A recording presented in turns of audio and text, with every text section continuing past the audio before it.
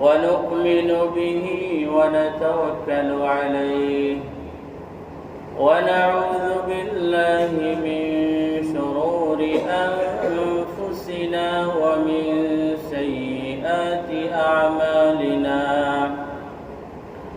من يهده الله فلا مضل له ومن يضلله فلا هادي له وأشهد أن لا إله إلا الله وحده لا شريك له وأشهد أن سيدنا وحبيبنا وحبيب ربنا وشفيعنا وسندنا ومولانا محمدا عبده ورسوله أرسله الله تعالى إلى الناس كافة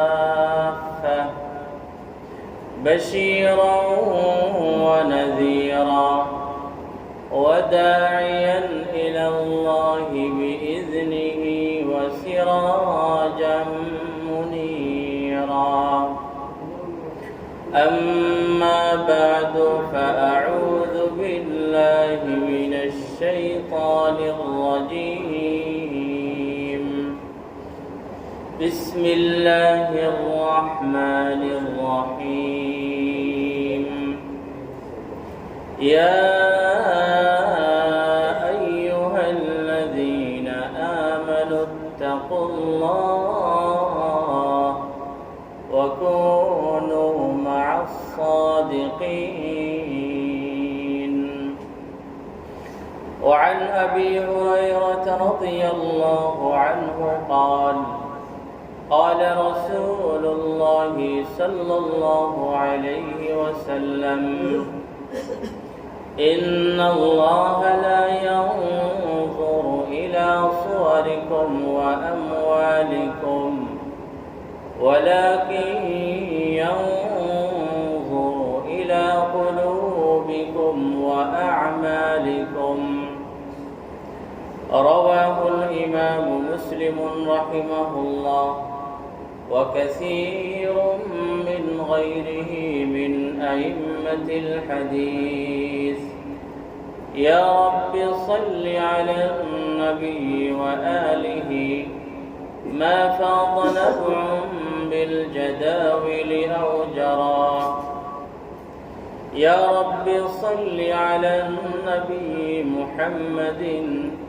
ما شج جرح في سبيلك وانبرى صلى عليك الله يا خير الورى تعداد حبات الرمال وأكثرا صلى عليك الله ما غيث هما فوق السهول وبالجبال وبالقرى صلى عليك الله في عليائه ما صاح داع للأذان وكبرا صلوا على المختار أحمد إنه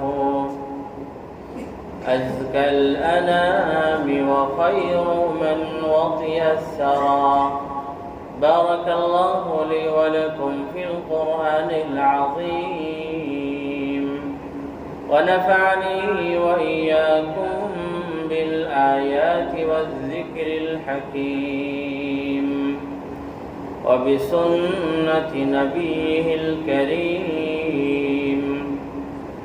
ونحن على ذلك من الشاهدين والشاكرين والحمد لله رب العالمين صلى الله على سيدنا ومولانا محمد وعلى آله وأصحابه وسلم صلى الله على سيدنا ومولانا محمد وعلى آله وأصحابه وسلم صلى الله على سيدنا ومولانا محمد وعلى آله وأصحابه وسلم মওলাই করিমের আলিশান শাহী দরবারে লাখ করোড় শুকর। আমাদেরকে আইয়ামুন নাহর কুরবানির দিন সমূহের দ্বিতীয় দিনে সালাতুল জুমআ আদায় করার উদ্দেশ্যে তার পবিত্র ঘর মসজিদে আসার, বসার, নামাজের অপেক্ষায় অপেক্ষমান বসে থাকার এবং তার পূর্বে কিছু সময় তালিম এর মধ্যে অংশগ্রহণ করার তৌফিক দান করেছেন। আলহামদুলিল্লাহ। আল্লাহ সুবহানাহু ওয়া তাআলা রহমত, দয়া, মায়া আমাদের প্রতি, তার মুমিন বান্দাদের প্রতি। সেজন্য তিনি আমাদের জন্য বিভিন্ন সিজন, বিভিন্ন মৌসুম রেখেছেন। ওই সমস্ত আওকাতে, ওই সমস্ত সময়ে, ওই সমস্ত সিজনে নেক আমল দ্বারা আমরা আল্লাহর দিকে একটু অগ্রসর হলে আমাদের দিকে আল্লাহ সুবহানাহু ওয়া তাআলার রহমত অনেক বেশি পরিমাণে অগ্রসর হয়। ওই সমস্ত দিন সমূহ থেকে বিশেষ কিছু দিন বর্তমানে আমাদের মধ্যে বিরাজমান। আজকে জিলহজ মাসের 11 তারিখ, কাল এবং পরশু এই 3 দিন চলে যাওয়ার পর আইয়ামে তাশরীক শেষ হয়ে যাবে। আইয়ামে ঈদ, ঈদের দিন সমূহের শুরু হয়েছে গতকাল থেকে। আগামীকাল সূর্য ডুবার আগ মুহূর্তে শেষ হয়ে যাবে। এরপরে আরেক দিন আছে আইয়ামে তাশরীক। এই দিনগুলি হচ্ছে আল্লাহ সুবহানাহু ওয়া তাআলার পক্ষ থেকে তার মুমিন বান্দাদের জন্য জিয়াফতের দিন, মেহমানদারির দিন। এই যে আমরা কুরবানি করি, কুরবানির মাধ্যমে আমরা আল্লাহ সুবহানাহু ওয়া তাআলার ইবাদত করি। তো যদি কুরবানির পশু জবাই করার মাধ্যমে আমরা আল্লাহ সুবহানাহু ওয়া তাআলার বিশেষ একটি ইবাদত করে থাকি, তাহলে তো কুরবানি এর পশু আল্লাহর রাস্তায় জবাই করার পরেই তো আমাদের কাজ শেষ হয়ে যাওয়ার কথা ছিল। কিন্তু না, আমাদের মূল কাজ শেষ হলেও আল্লাহ পাকের পক্ষ থেকে দাওয়াত খাওয়ার কাজ বাকি থাকে। তো 10 জিলহজ মাসের 10, 11, 12 এই 3 দিন কুরবানির দিন। এরপরে আরো একদিন বরণ, সর্বমোট 4 দিন হচ্ছে আপনার ঈদ এবং আইয়ামে তাশরীকের দিন। আইয়ামে তাশরীক, তাশরীক আরবি শব্দ যার শাব্দিক অর্থ হচ্ছে রোদে শুকানো। আগে তো আর ফ্রিজ ছিল না। আগে আমরা ছোটবেলা দেখেছি যারা কুরবানি বড় গরু দিত, তারা রোদের মধ্যে গোশত শুকাইত, রোদের মধ্যে গোশত শুকাইত। ওইটা ওই আগের যুগেও ছিল। আইয়ামে তাশরীক শব্দের অর্থ হচ্ছে রোদে শুকানোর দিন সমূহ।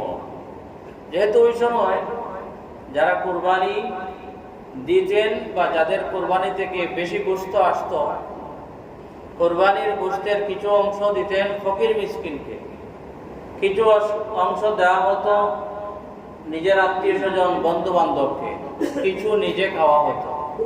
তারপরে যেটুকু থেকে যেত সেটুকু তারা আগে রোদে শুকাতেন, রোদে শুকিয়ে রাখতেন। যেহেতু ওই সময় আমাদের বর্তমান সময়ের মধ্যে যে ফ্রিজ আছে, 6 মাস 7 মাস পর্যন্ত কোনো একটা জিনিস দেখা যায় স্টক করে রাখা যায়, পচে যাওয়ার মতো জিনিসকে হেফাজতে রাখা যায়। কিন্তু আগে সিস্টেম ছিল না। আগে রোদে শুকাইয়া রাখতো। অর্থাৎ মাছ যেরকম শুটকি করা হয়, বানানো হয়, আগে আগে গোশতগুলিকেও শুটকি বানানো হতো। বলে আমরা ছোটবেলা আমাদের এলাকায় দেখেছি, জানি না সকলের এলাকায় এই নিয়ম ছিল কিনা। ওই গোশতের ফাঁকি দিয়ে তার ঢুকাইয়া এরপরে রোদের মধ্যে দিয়ে দিলে সহজে শুকিয়ে যেত। যাই হোক, এই 3 দিনের নাম হচ্ছে আইয়ামে তাশরীক। আল্লাহ পাক রব্বুল আলামিনের পক্ষ থেকে আমাদের জন্য জিয়াফত। সেজন্য এই ঈদের দিন সহ পরবর্তী আরো 3 দিন সহ মোট 4 দিন, আর ঈদ উল ফিতরের দিন, সর্বমোট বছরে 5 দিন রোজা রাখা হারাম। কারণ 1 মাস মাহে রমাদানের সিয়াম সাধনার পর, রোজা রাখার পর আল্লাহ পাক আপনাকে বলেছেন রোজা এখন আর আজকে রাখা যাবে না, আজকে ঈদের দিন, খুশিবাসীর দিন, আজকে হালাল মাল থেকে খাওয়া দাওয়ার দিন। সেই হিসাবে আমরা ঈদ উল ফিতরের দিন রোজা রাখি না, রোজা রাখা হারাম। আর এই ঈদের দিন রোজা রাখা হারাম এবং এই ঈদের পরে আরো 3 দিন রোজা রাখা হারাম। কেননা এই 3 দিন, ঈদের দিন সহ 4 দিন রোজা রাখা মানে হচ্ছে আল্লাহর জিয়াফতকে গ্রহণ না করার নামান্তর। সেই জন্য এই আজকে থেকে শুরু করে আগামীকাল, পরশু, এই 3 দিন, আর গতকালকে ঈদের দিন গেছে 4 দিন, আর ওইদিকে ঈদ উল ফিতরের যে দিন রমজানের পরে অতিবাহিত হয়েছে, সর্বমোট 5 দিন রোজা রাখা হারাম। এখন এটা হচ্ছে আল্লাহর পক্ষ থেকে আমাদের জন্য জিয়াফত, মেহমানদারি। না হয় কিন্তু কোরবানি করার পরেই আমাদের ইবাদতের মূল কাজটা শেষ। কোরবানির মাধ্যমে যে আমরা আল্লাহর সন্তুষ্টি অর্জন করি, এই কাজটা, কোরবানির মূল কাজটা কোরবানি, বিসমিল্লাহি আল্লাহু আকবার বলে, এরপরে দোয়া আছে আল্লাহুম্মা মিনকা ওয়া ইলাইক ইন্না সালাতি ওয়া নুসুকি ওয়া মাহইয়ায়া ওয়া মামাতি লিল্লাহি রাব্বিল আলামিন লা শারীকা লাহ। এই যে দোয়া পড়ি, দোয়া পড়ে জবা করার সাথে সাথে আমাদের কুরবানির দায়িত্ব শেষ।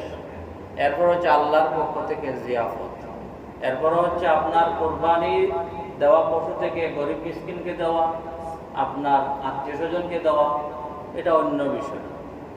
তো আল্লাহ সুবহানাহু ওয়া তাআলা আমরা যে পশু জবাই করার মাধ্যমে ইবাদত করলাম, সেই পশুকে দিয়ে আমাদেরকে আল্লাহ পাক জিয়াফত খাওয়াচ্ছে। যেমন কি বলছেন, তোমরা জবাই করেছো, তোমাদেরটা আমি গ্রহণ করে ফেলেছি, এখন আমাদের পক্ষ থেকে তোমাদের জন্য এটা আপ্যায়ন। আগে আগে ছিল, পূর্বের উম্মতের মধ্যে ছিল, তারা আল্লাহর রাস্তায় কুরবানি করত। কুরবানি করার পর আপনার কবুল হয়েছে কিনা তাদের একটা আলামত ছিল। আসমান থেকে আগুন নেমে এসে এটাকে খেয়ে ফেললে, পুড়িয়ে ফেললে, এটা মনে করা হতো আল্লাহর কাছে এটা কবুল হয়েছে। আর এরকম যদি পড়ে থাকতো তাহলে মনে হতো এটা কবুল হয় নাই।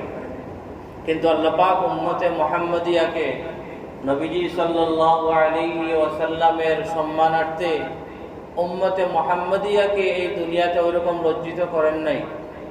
কারণ এই যে কুরবানি আমরা অনেকেই করি, কিন্তু কারো কারো দিলে যদি কোনো ঝামেলা থাকে, আল্লাহর কাছে গ্রহণ হওয়ার মতো যদি না হয়ে থাকে, তাহলে লজ্জা পাবে, পরে ইস্তেগফার করলেও লজ্জা পাবে। উম্মতে মুহাম্মাদিয়াকে আল্লাহ সুবহানাহু ওয়া তাআলা এরকম লাঞ্ছনা থেকে আল্লাহ সুবহানাহু ওয়া তাআলা হেফাজত করেছেন।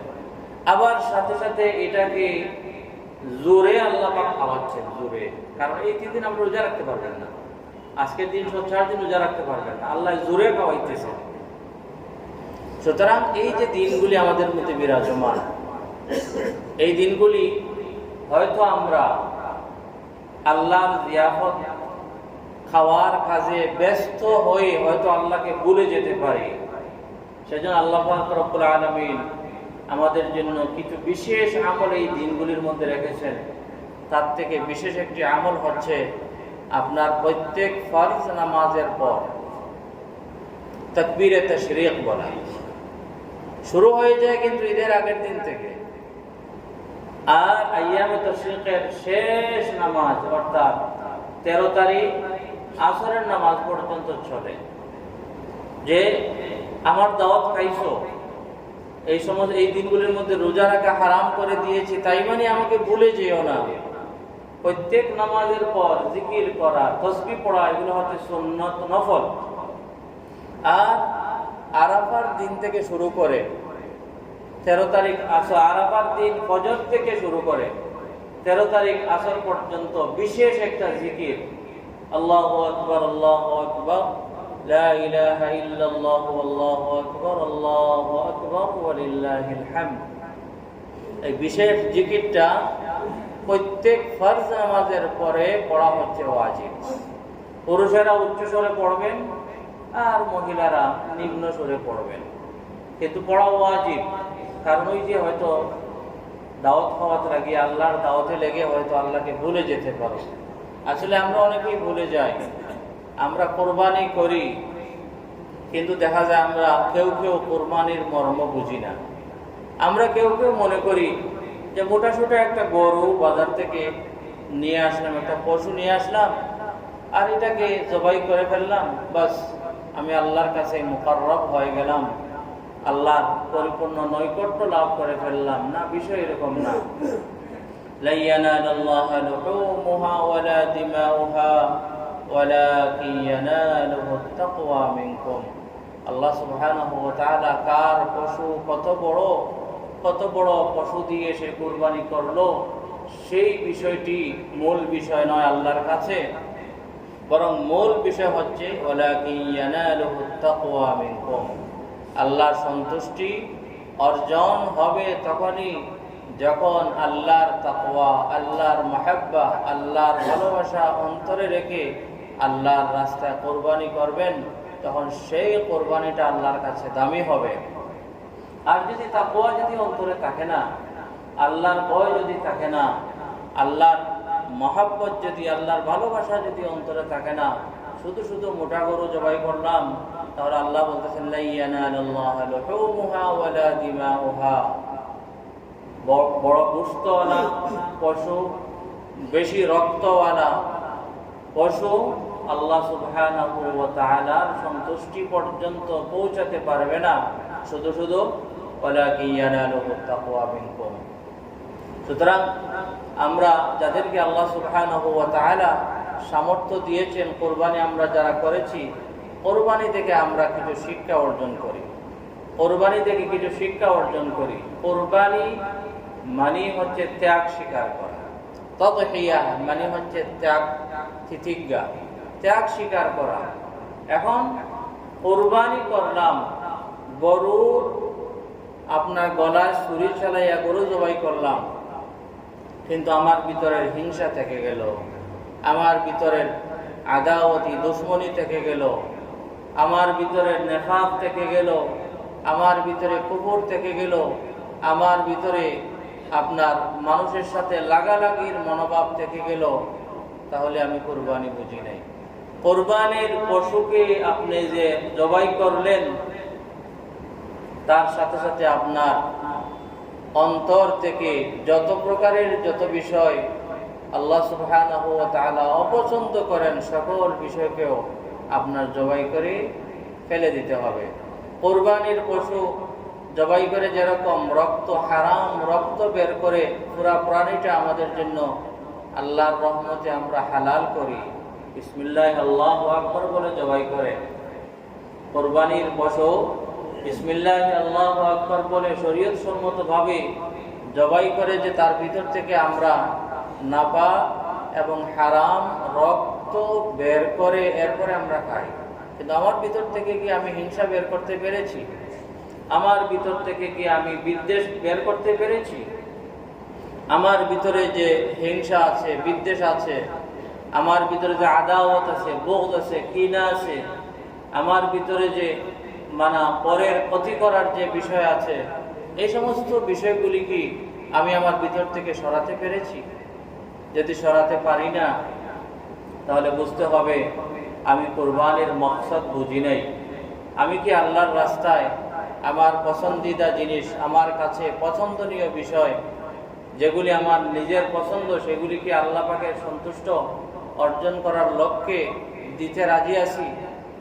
শুধু শুধু কোরবানি 1 লাখ, 1.5 লাখ, 2 লাখ, 2.5 লাখ টাকা দিয়ে দিলাম, কিন্তু আল্লাহ সন্তুষ্টি অর্জন করার জন্য কোনো ত্যাগ স্বীকার করতে পারি না, তাহলে তো আমার পরিপূর্ণভাবে কোরবানি থেকে শিক্ষা অর্জন করা হলো না। একজন বুজুর্গ বলেছিলেন যে আমরা প্রত্যেক দিন 5 ওয়াক্ত নামাজ পড়ার সময় 5 বার তো ওযু করি, ঠিক নাই? 5 বার কি করি? ওযু করি।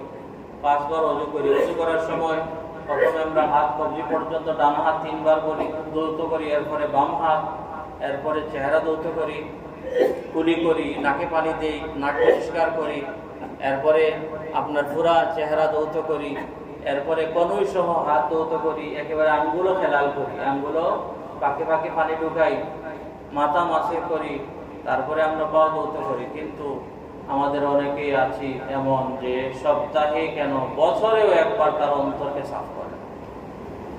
প্রতিদিন জাহিরি বদনের জাহিরি বাহ্যিক ময়লা দূর করার জন্য, জাহিরি তাহারত বাহ্যিক আপনার পবিত্রতা অর্জন করার লক্ষ্যে আমরা প্রতিদিন 5 বার আমাদের অজুর অঙ্গ প্রত্যঙ্গগুলিকে ক্লিন করি। কিন্তু বছরেও একবার আমাদের অন্তর ক্লিন করি কিনা সন্দেহ আছে। তো বুজুর্গ বলেছিলেন যে আমরা প্রত্যেক দিন যেরকম অজুর মাধ্যমে আমরা জাহিরি বদন, শরীরের যে সমস্ত অঙ্গ স্বাভাবিক বের হয়ে থাকে সেগুলি ধৌত করি, এর পাশাপাশি যদি আমরা প্রত্যেকেই যদি আমরা দৈনিক 5 বার না হলেও দৈনিক ঘুমানোর সময় যদি আমি আমার অন্তরকে সাফ করতে পারতাম, তাহলে হয়তো আমি অনেক বড় বুজুর্গ হয়ে যেতে পারতাম। আমরা অনেক বাহ্যিক আমলগুলি বুঝি বা করার চেষ্টা করি, কিন্তু আমরা বাতিনি আমাদের অন্তরকে পরিষ্কার করা, অন্তরকে পবিত্র করা, তাজকিয়া নফস যাকে বলা হয়, তাজকিয়াতুল কুলুব যাকে বলা হয়, এই ক্ষেত্রে আমরা বা আমাদের অনেকের ভিতরে উদাসীনতা আছে। সুতরাং আমরা প্রত্যেক দিন অজু করার সময় যেরকম আমাদের অজুর অঙ্গ প্রত্যঙ্গগুলিকে ধৌত করে পরিষ্কার করি, পবিত্রতা অর্জন করি, তদ্রূপ প্রত্যেক দিন 5 বার না পারলেও যখন আমরা দিন শেষে আমরা বালিশে মাথা রাখি, ঘুমাতে যাই, সেই সময় যদি সারাদিনের মুহাসাবা করি, আজকে কি ভুল ত্রুটি হয়েছে, জরুরি কাজ যা করার ছিল কি কি করি নাই, এবং নিষিদ্ধ কাজ কি কি না করার ছিল কি কি করে ফেলেছি, এই সমস্ত মুহাসাবা করে যদি বালিশে মাথা রাখার পর যদি হিসাব নিকাশ করে, যদি তার ভুলগুলিকে শুধরানো সম্ভব হয় তাহলে শুধরাবে।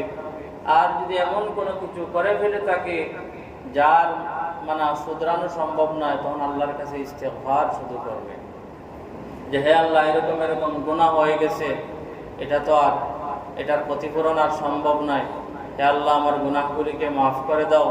হে আল্লাহ, আমার থেকে এরকম এরকম ফরজ কাজ ছুটে গেছে, আমি আদায় করে দিচ্ছি এবং তোমার কাছে ইস্তেগফার করছি।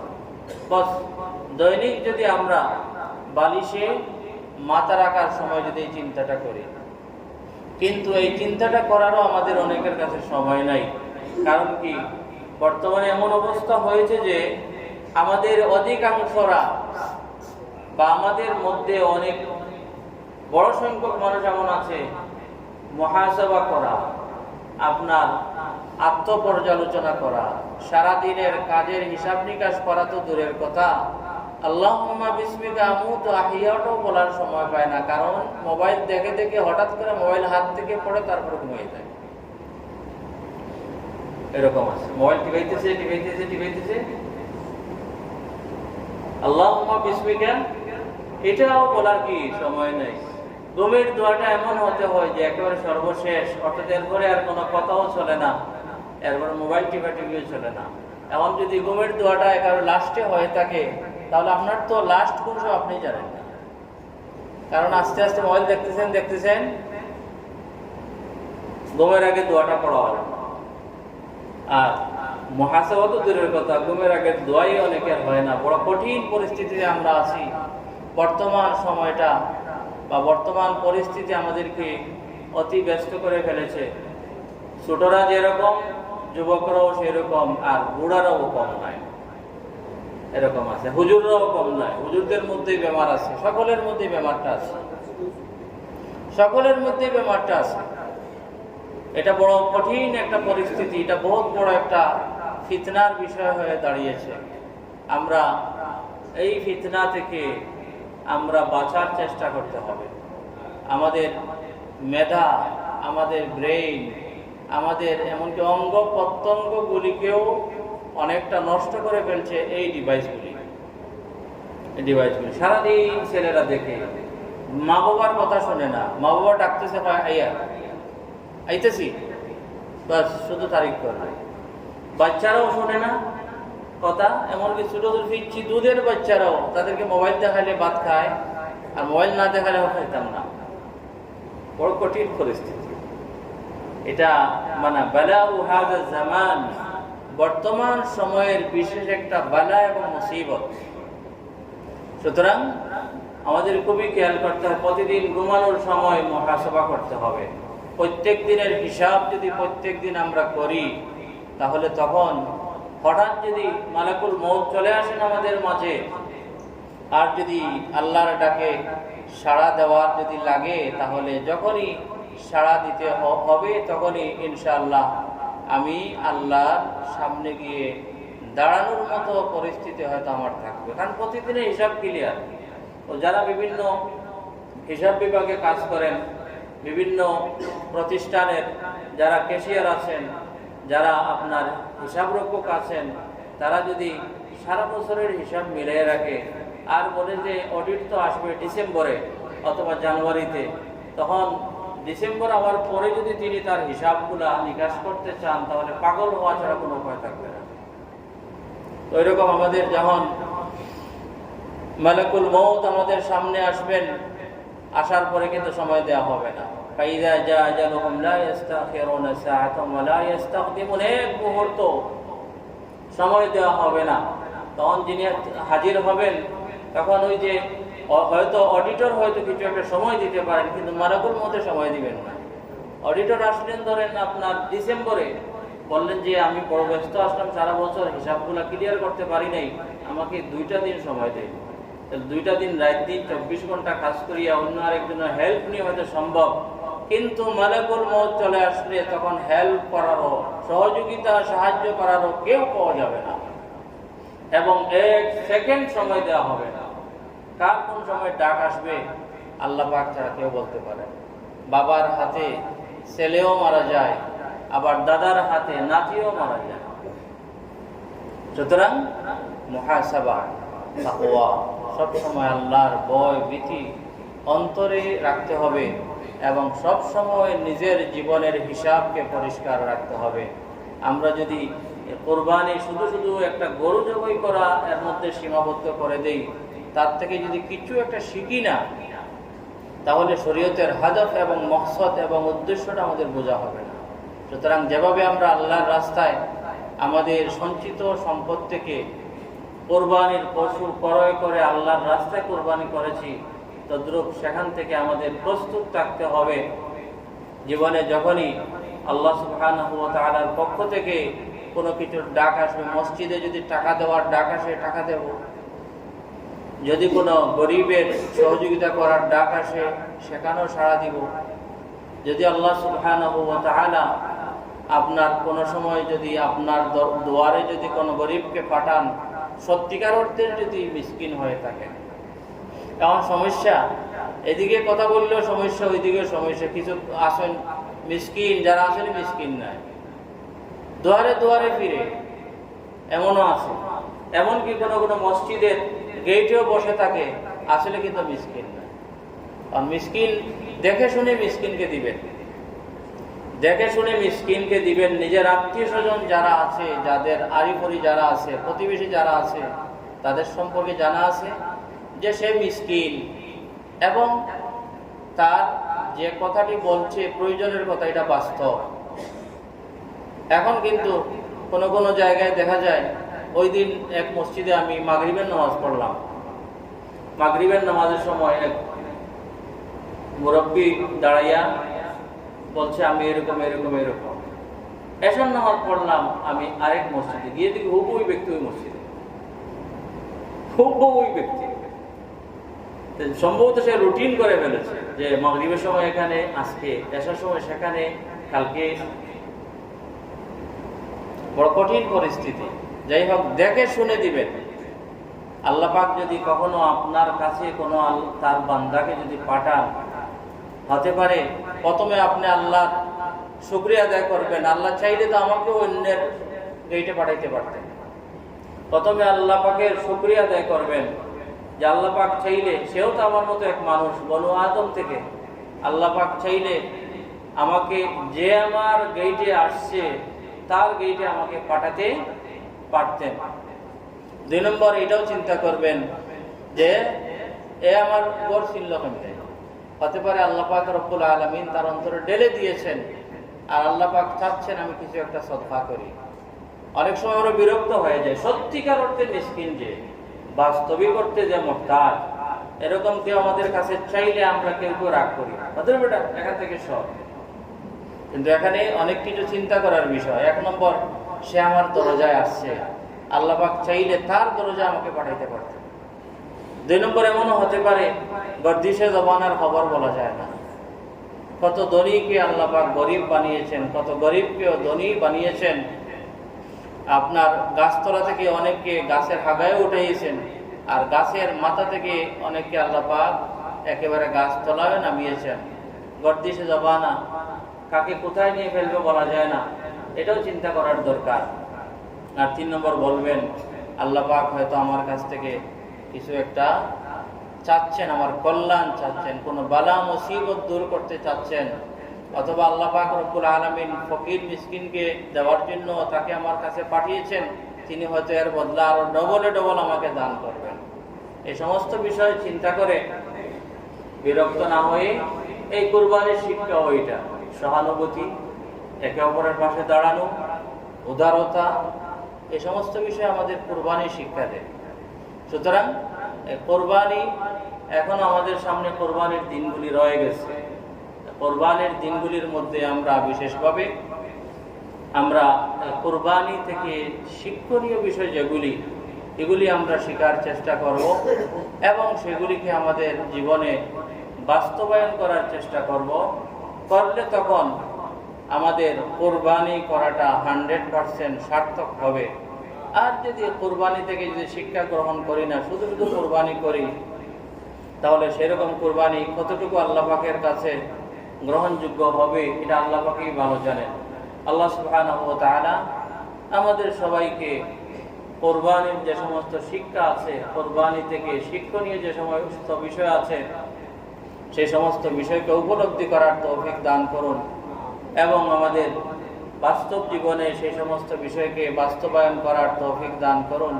ওয়া সাল্লাল্লাহু ওয়া সাল্লামা আলা সাইয়্যিদিনা ওয়া মাওলানা মুহাম্মদ ওয়া আলা আলিহি